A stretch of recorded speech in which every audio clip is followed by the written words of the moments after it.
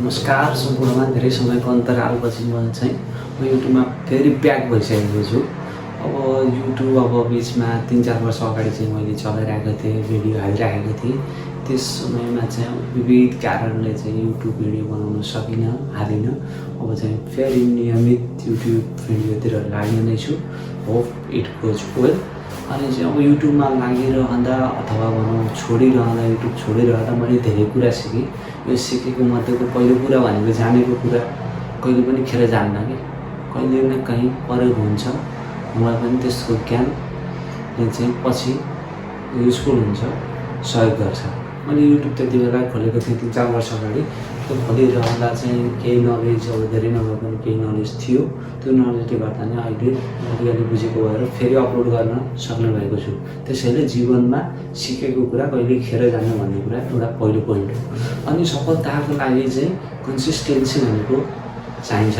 निरन्तरता नै सफलताको कडी हो। त्यसैले विभिन्न बाधा व्यवधान आए पनि सफलताको लागि कन्सिस्टेन्टली लाग्नुपर्छ, निरन्तर लागिराख्नुपर्छ। अनि अझ अर्को कुरो सफलताको लागि भनेको अब राम्रो क्यामेरा भएपछि भिडियो बनाउँछु, राम्रो माइक भएपछि भिडियो बनाउँछु, राम्रो ट्राइपड चाहियो अनि बनाउँछु भन्ने होइन। आफूसित जे छ त्यसैमा सुरु गर्न सक्नुपर्छ अनि मात्र सफल हुन सकिन्छ, अगाडि बढ्न सकिन्छ। अनि यो युट्युब भिडियो अथवा जे कुनै काममा लागिरहँदा चाहिँ अरूले के भन्लान्, अब भिडियो बनाउँदैछ अरूले के सोच्लान्, त्यो सोच्ने भने भिडियो अगाडि बढ्दैन, युट्युब अगाडि बढ्दैन।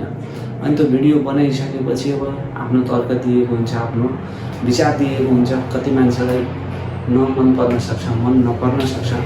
त्यो चाहिँ अरूको कुरा सुन्ने हो, राम्रोसँग मनन गर्ने हो। तर आफू ठिक छु भने चाहिँ अगाडि बढिराख्ने हो अनि मात्र सफल हुन सकिन्छ। अनि युट्युबमा सफल हुनुको अरू पनि कारणहरू मैले यहाँ लेखिसकेको छु। त्यो कन्सिस्टेन्सी भइहाल्यो। अनि आफूलाई चाहिँ अरूसँग कम्पेयर नगर्ने। किनभने कोही मान्छे चाहिँ पहिले नै अघि बढिसकेको छ भने उसँग कम्पेयर गरेर आफू तल भइन्छ होइन। त्यो भएर चाहिँ अरूसँग कम्पेयर नगर्ने।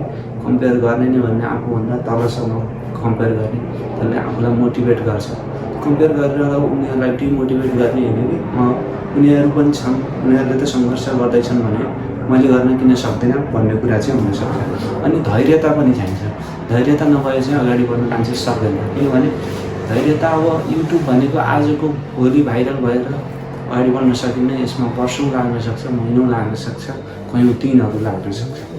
अनि चाहिँ युट्युबमा अघि बढ्नको अर्को कारण छ अथवा अर्को कारणले रोकिरहेको हुन्छ, त्यो हो प्रोक्रास्टिनेसन। आज गर्छु, भोलि गर्छु, पर्सि गर्छु भन्दै धेरै समय बितेको थाहा नै हुँदैन। मैले युट्युब अहिले बनाइरहँदा, भिडियो बनाइरहँदा मैले पनि 1-2 दिन प्रोक्रास्टिनेट गरिसकेँ।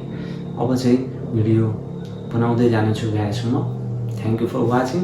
I will be back making all types of videos. Thank you so much.